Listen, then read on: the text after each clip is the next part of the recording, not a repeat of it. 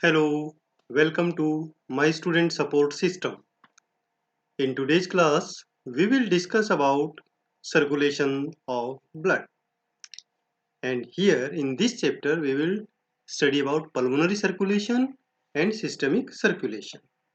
This lecture is in English, and if you want to study in Hindi, just click on I button and you will get link of the lecture in Hindi, or you can visit my channel, My Student Support System. Circulations of blood. The blood circulation is defined as the flow of blood through blood vessels to different parts of body. There are four types of blood circulations that we study in anatomy and physiology. These are pulmonary circulation, systemic circulation, fetal circulation, and portal circulation. In this class, we will study about pulmonary circulation and systemic circulation. Fetal circulation and pulmonary circulation we will study in next class. Pulmonary circulation. Pulmonary circulation is defined as the circulation of blood from right ventricle of the heart to the lungs and back to the left atrium. In other words, we can say that flow of blood from heart to lungs and from lungs back to heart is known as pulmonary circulation. The pulmonary artery or trunk takes deoxygenated blood from the upper part of right ventricle of the heart.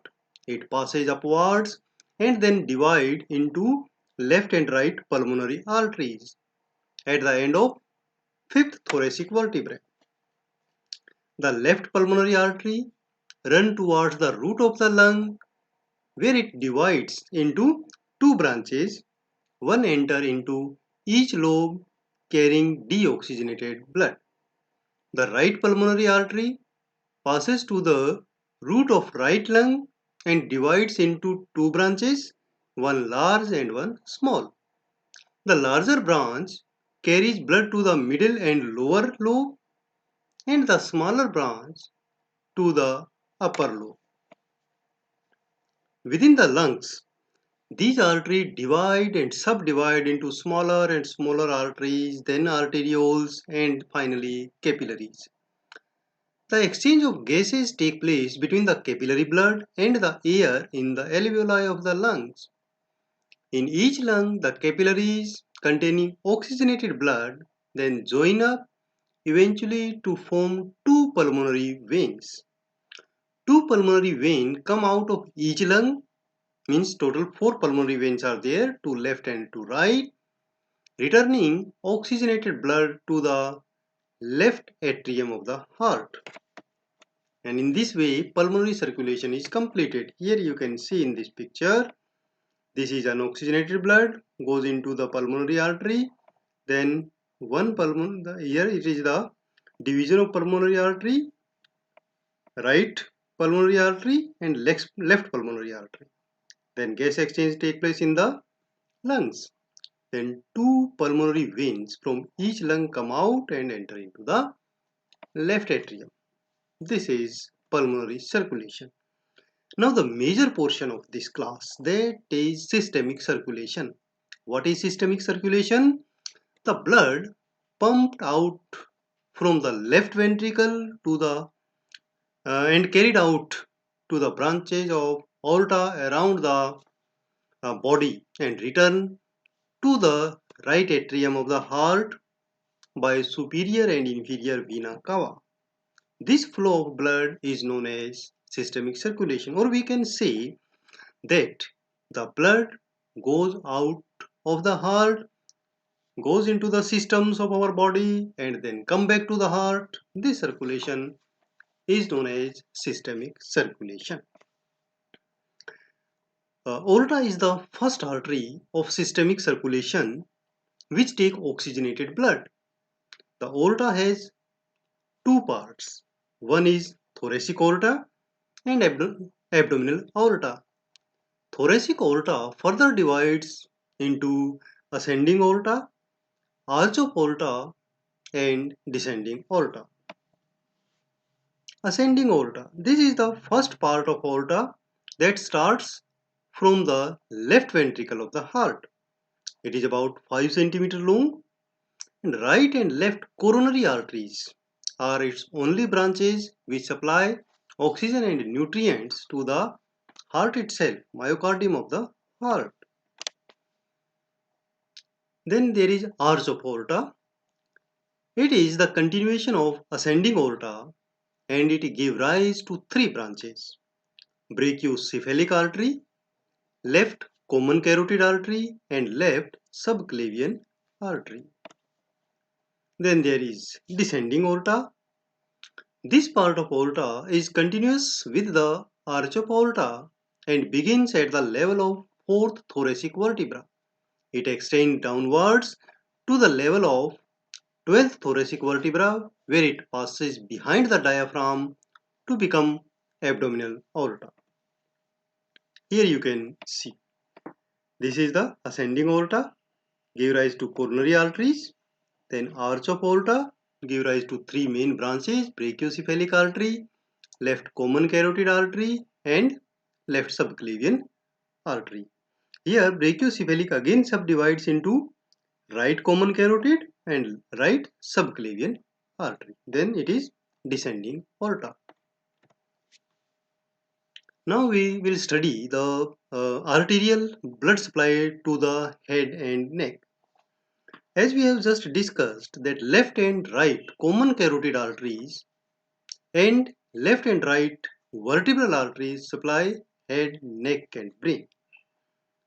The right common carotid artery is a branch of brachiocephalic artery and left common carotid artery arises direct from the arch of aorta. They pass upwards on either side of the neck, one from left, one from right here. They pass upwards and have the same distribution on each side, means same number of branches they give rise. At the level of upper border of thyroid cartilage, the common carotid artery divides into two: internal carotid artery and external carotid artery. Here you can see this is the upper border of thyroid and two branches are there: internal carotid artery and external carotid artery. The carotid sinus, this one, are the slight dilatations at the point of division of common carotid arteries into internal and external branches. Now external carotid artery. This artery supplies superficial tissues of the head and neck via a number of branches. These branches are superior thyroid artery, which supply thyroid gland and nearby muscles; lingual artery supply the tongue, mucous membrane of the mouth, tonsils, epiglottis; facial artery that pass outwards over the mandible just in front of the angle of jaw here and supply the muscles of facial expressions of them and the structures in mouth. The occipital artery supply the posterior part of the scalp. Temporal artery pass upwards over the zygomatic process in front of ear and supply the frontal and temporal and parietal parts of the scalp here in this side and this side. The pulse can be felt in front of upper part of the ear. The maxillary artery supply muscles of mastication and a branch of this artery, that is middle meningeal artery, run deeply to supply the structures in interior of the skull. Now internal carotid artery. This is one of the artery which forms the circulus arteriosus. A very important point, circle of Willis. It's another name, which supply the greater part of brain. It also has branches that supply eyes, forehead and nose. Four large arteries contribute to the formation of circle of Willis. What are these? These are two internal carotid arteries and two vertebral arteries. The vertebral arteries arise from subclavian arteries, pass upwards through the foramina in the transverse process of cervical vertebra, enter the skull through foramen magnum, and then join to each other to form basilar artery. The basilar artery further divide into two left and right posterior cerebral arteries which take part in the formation of circle of Willis. Then both internal carotid artery divides into anterior cerebral arteries, middle cerebral arteries. The anterior communicating artery connects both anterior cerebral arteries to each other, and two posterior communicating arteries connect middle cerebral artery to the posterior cerebral artery. In this way, the circle is completed. This circle supply oxygen and nutrients to brain parts without any interruption. Here, this is circle of Willis. These are vertebral arteries. They join to each other to form basilar artery, and this again divide into posterior cerebral artery. These are two posterior cerebral artery. Now internal carotid artery, they give rise to middle cerebral artery and anterior cerebral artery. These anterior cerebral artery connect to each other at this level by anterior communicating artery, and then there are two posterior communicating artery, one here and one here, left and right. This connects middle cerebral artery to posterior cerebral artery, and in this way the circle is completed. Now venous return from the head and neck. The venous return from head and neck is retained by the deep and superficial veins. The superficial veins with the same name as the branches of external carotid artery and return venous blood from the superficial structures of the face and scalp, and then finally unite to form external jugular vein. The external jugular vein begin in the neck at the level of angle of jaw and then goes downwards in front of sternocleidomastoid muscle in the ear and then behind the clavicle and enter into subclavian vein. So we can say that left external jugular vein enter into left subclavian vein and right external jugular vein enter into right subclavian vein. Venous return from deep structures of the head are collected by the superior sagittal sinus, carries the venous blood from the superior part of the brain and later continues as right transverse sinus, and the inferior sagittal sinus which lies deep in the brain pass backward to form the straight sinus. The straight sinus then goes backward and downward to become left transverse sinus. So now left and right both transverse sinus becomes sigmoid sinus and finally continues as internal jugular vein. This internal jugular vein comes down and enter into subclavian vein. The vertebral vein also enters into the subclavian vein. The subclavian veins enter into the brachiocephalic vein and are situated on each side of the root of neck. Both right and left brachiocephalic vein unite to form the superior vena cava. The superior vena cava, which drains all the venous blood from the head, neck and upper limb, is about 7 cm long. It passes downwards along the right border of the sternum and end in the right atrium of the heart. Here you can see. These are the superior sagittal sinus, inferior sagittal sinus, then straight sinus. These are transverse sinus, sigmoid sinus and external jugular vein.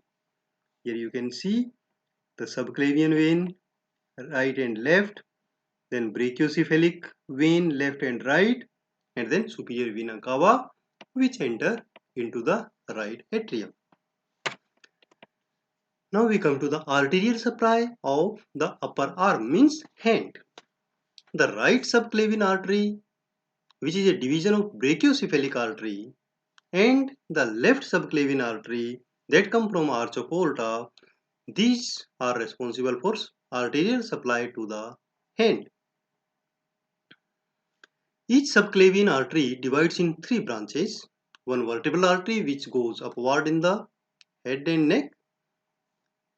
Internal thoracic artery which supply the breast and a number of structures in thoracic cavity.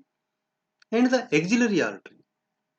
The axillary artery enter to the arm through axilla and become brachial artery in the medial aspect.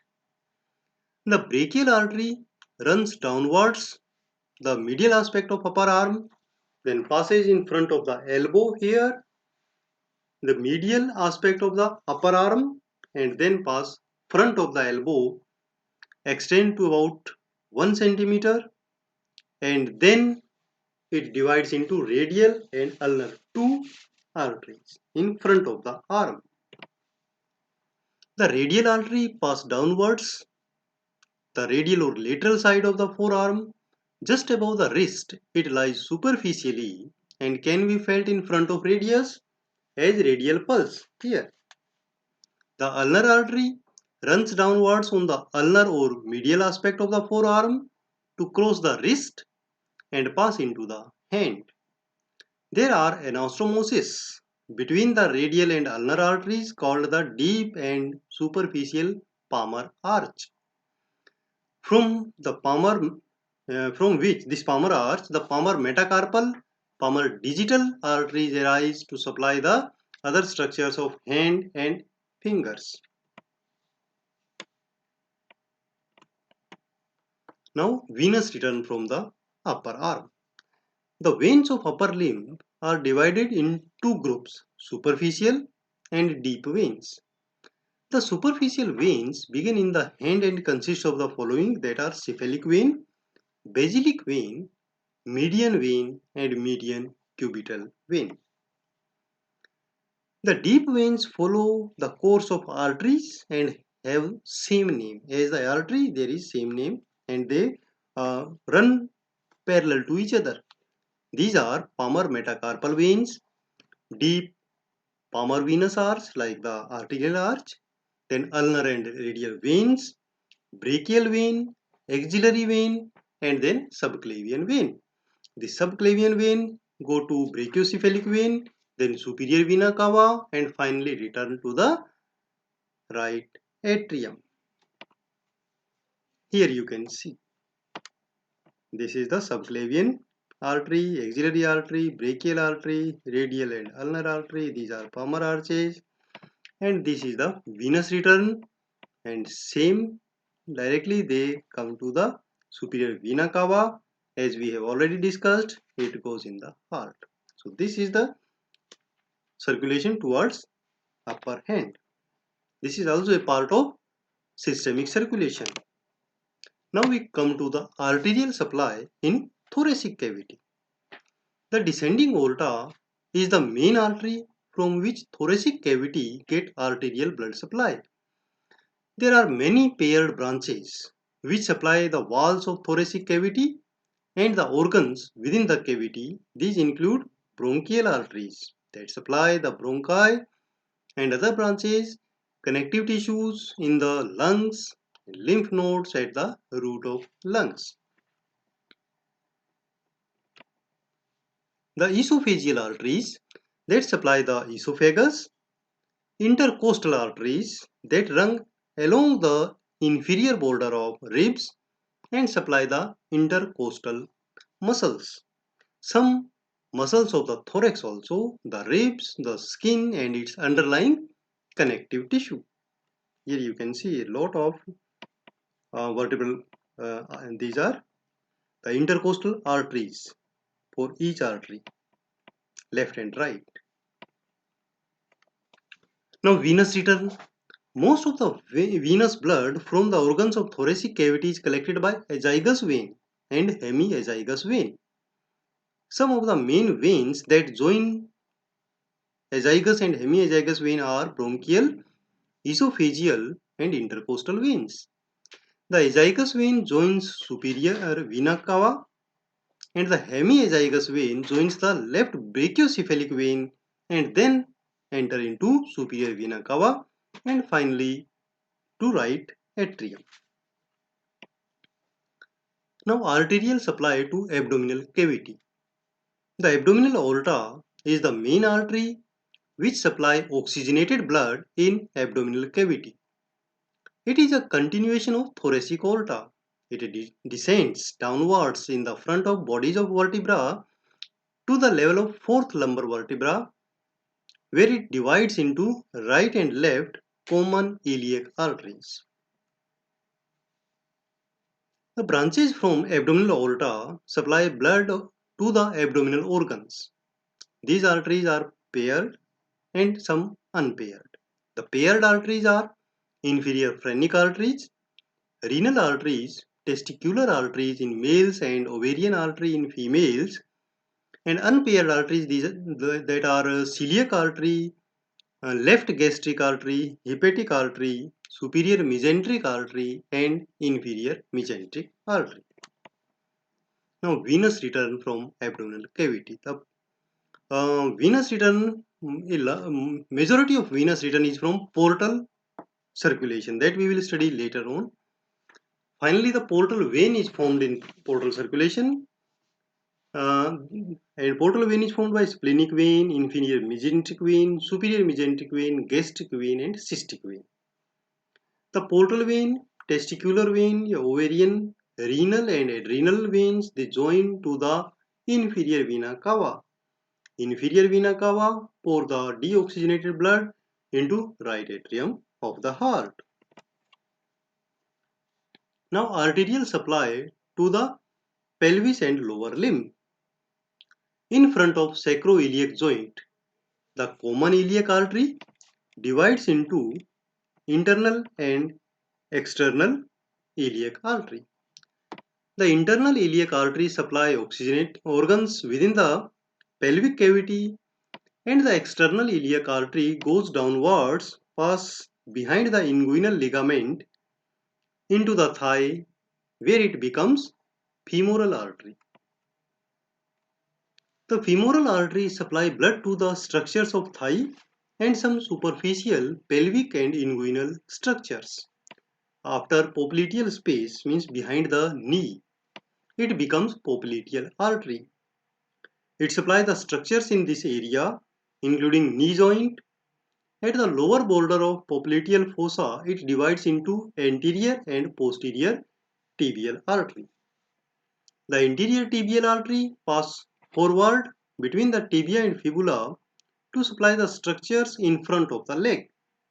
At lower end, it becomes as dorsalis pedis artery, which contribute to the formation of plantar arch. The posterior tibial artery run downwards medially on the back of leg. It give off a large branch called peroneal artery, which supply the lateral aspect of the leg. At lower end, it is continues as the plantar artery that supply the structures in the sole of foot. This artery, its branches, and the dorsalis pedis artery, they form plantar arch, from which digital arteries arises to supply the toes. Now venous return from the pelvis and lower limb. The two main superficial veins draining blood from the lower limb are small and great saphenous veins.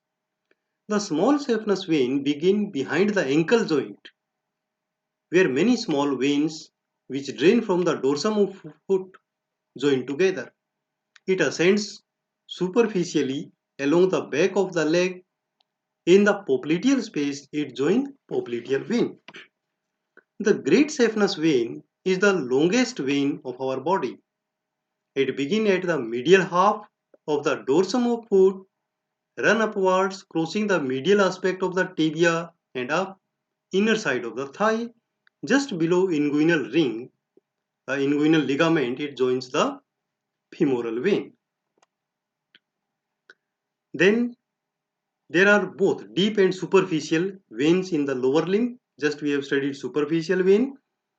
These are achaigus vein and great saphenous vein and long saphenous vein. They attaches to the deep veins through communicating veins. The deep vein accompany the arteries and their branches and have same name. They are femoral vein, external iliac vein, internal iliac vein, common iliac vein. The left and right common iliac vein join to form inferior vena cava. Then inferior one vena cava finally pour the deoxygenated blood into right atrium of the heart.